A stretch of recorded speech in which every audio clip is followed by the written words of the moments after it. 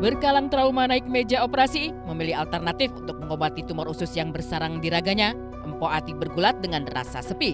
Getir hati membuat air menggenang di pelupuk mata pemeran dan pelawak satu ini, mendapati harus melewati hari-hari di tengah kondisinya kini tanpa ada sosok suami. Ogah menikah lagi setelah 3 kali gagal membina rumah tangga. Seperti apa jerit hati Empo Ati mengenang perjuangannya menggapai segala impian. Dan perjuangan lain yang tak pernah padam hadir dari sosok Dede Tresnawan, disabilitas netra yang merengkuh gelar sarjana dan tetap mengabdikan diri sebagai guru honorer selama belasan tahun di SLBNB Sumedang, Jawa Barat. Sementara itu, di balik segala stigma hingga kehidupan mereka yang termarginalkan, seperti apa pesantren tasawuf underground membuka peta jalan pulang bagi puluhan anak-anak jalanan? Lalu seperti apa pula sorotan tajam yang tertuju pada sederet bintang usai menjadi single mom? Bagaimana aksi Putri Anel yang terus disertai kontroversi? Seperti apa pula teka-teki asmara Marshanda dan Vicky Prasetyo? Hingga kemantapan hati Natalie Holzer naik pelaminan lagi usai rumah tangganya bersama Sule Karam di tengah jalan. Pemirsa, inilah Insert Investigasi.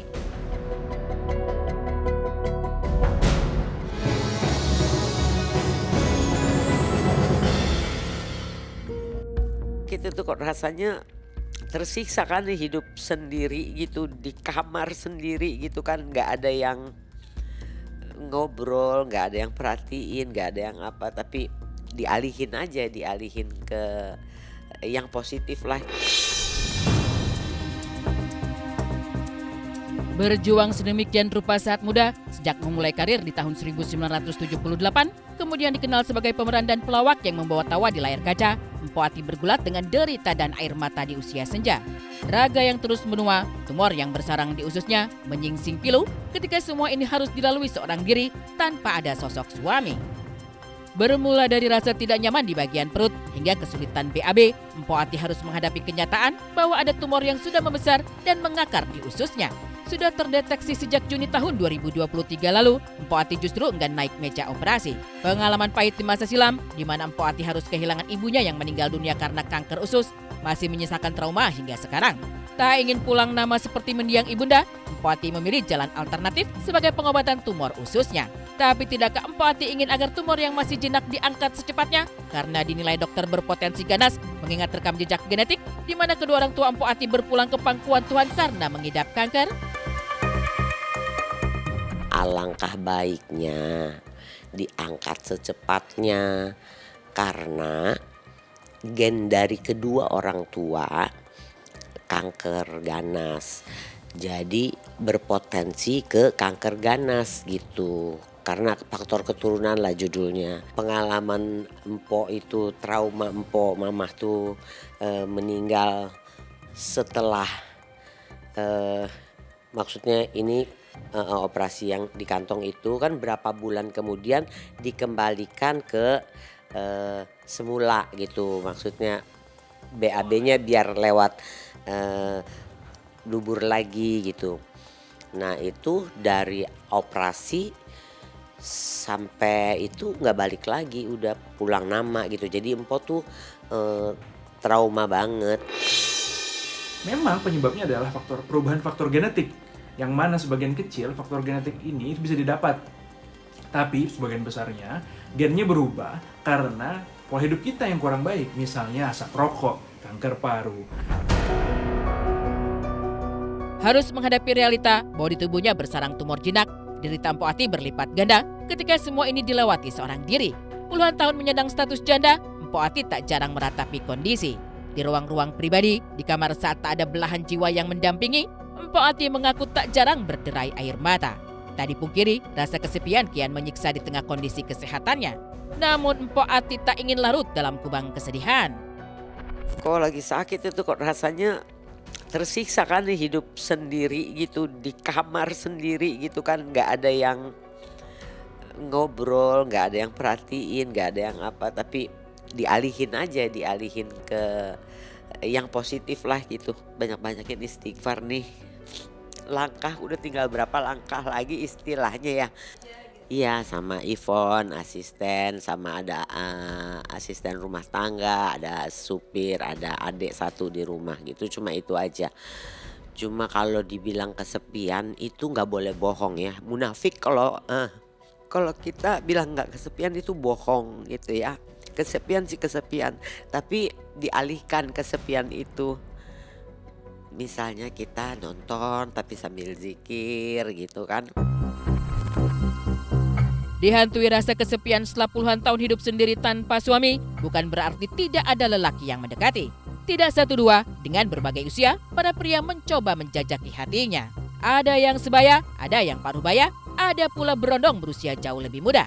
Tapi Mpok Ati dengan 3 kali kegagalan dalam pernikahan, enggan jatuh ke lubang yang sama. Di usianya sekarang, Mpok Ati merasa banyak yang datang hanya karena melihat latar belakang juga pundi-pundi uang. Trauma kembali tersakiti, Mpok Ati memilih hidup sendiri. Yang mau berondong, yang setengah tua, yang tua ada aja yang ngedeketin, itu nggak boleh bohong. Tapi kan balik lagi ke diri kita, kalau kita nggak tanggapin kan nggak terjadi gitu. Ya itu yang bikin Mpok tutup hati karena memang trauma kalau boleh jujur. Mpok masih muda aja ya, maaf disakitin. Bagaimana kita udah nenek-nenek begini, Masya Allah udah enggak deh. Udah gitu kan semuanya tuh berakhirnya Mpok kan 3 kali nikah, berakhirnya nggak pernah enak. Jadi udahlah mau cari apa lagi gitu, jalanin aja. Di usia yang sebentar lagi genap 68 tahun, Mpok Ati menerima segala kondisi. Meski pahit, itu harus dijalani. Apalagi Mpok Ati merengkuh segala mimpi dari titik terbawah dengan jatuh bangun kehidupan. Dulu ia bukan siapa-siapa. Hasrat untuk menjadi bintang ternama pernah membawanya berjibaku merangkak dari titik terbawah. Untuk sekedar ongkos bis saja, ia tak punya. Tidak jarang pula, Mpok Ati harus berjalan kaki dengan jarak puluhan kilometer untuk kembali ke rumahnya.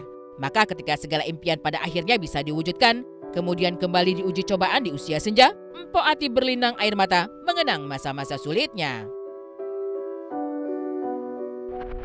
Jadi zaman dulu tuh benar-benar berjuang banget gitu ya, karena Mpok tuh mau latihan ke TVRI itu dulu nggak punya duit. Jadi setiap mau latihan Mpok numpang bus. Jadi kalau zaman dulu tuh kalau naik bus kita stop, kondekturnya turun. Bang, numpang boleh nggak bang ke MPR DPR? Kalau dia bilang boleh, kita naik. Karena di atas pasti nggak ditagih gitu. Kalau kita nggak ngomong kan takutnya di atas ditagih, kita nggak punya duit diturunin gitu. Makanya setiap mau numpang ngomong dulu sama kondekturnya gitu. Pulang pergi begitu. Jadi jalan kaki ke rumah tuh jauh banget. Bener-bener itu perjuangan puluhan tahun Mpok jalanin. Tapi itulah kalau kita punya niat kuat pengen jadi artis, nyatanya dengan perjuangan seperti itu terwujud gitu. Gelombang cobaan yang terus menerjang tak lantas meruntuhkan semangat juang Mpok Ati. Rasa sepi dan segala ketakutan di masa kini dihalau Mpok Ati dengan menjaga stamina di usia tak lagi muda. Di kediamannya, sederet potret hingga penghargaan menjadi saksi perjalanan di pentas keartisan. Dan di rumah ini pula, Mpok Ati memilih mengalihkan segala gundah lewat rutinitas berolahraga. Nih, lagi treadmill.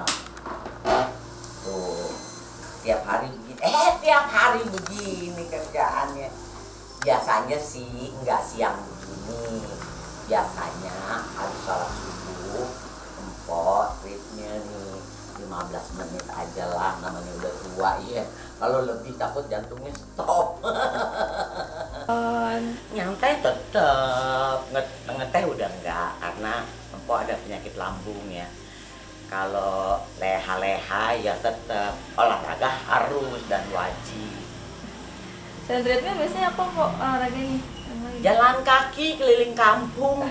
Habis sholat subuh pergi sama asisten Ipon keliling kampung di sini. Ya olahraganya cuma treadmill doang, kan umur udah 68 sayang.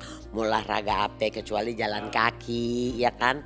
Kalau kita nggak itu nggak punya waktu ya treadmill di rumah gitu. Kalau punya waktu pagi-pagi biasanya habis sholat subuh nih sama asisten muter keliling kampung lah setengah jam nih. Soal semangat juang bukan hanya Empok Ati yang memilikinya. Dari Sumedang sana hadir sosok menginspirasi dari seorang disabilitas netra. Dialah Dedek Tresnawan, guru tunanetra yang menempuh gelar sarjana, tak lelah mengabdikan diri meski sudah belasan tahun menjadi guru honorer. Seperti apa keseharian Dedek Tresnawan mengajar murid-muridnya hingga unjuk kemampuan bermain keyboard, mengajari para murid lagu anak-anak dalam versi bahasa Inggris? Simak kisahnya di Insert Investigasi sesaat lagi.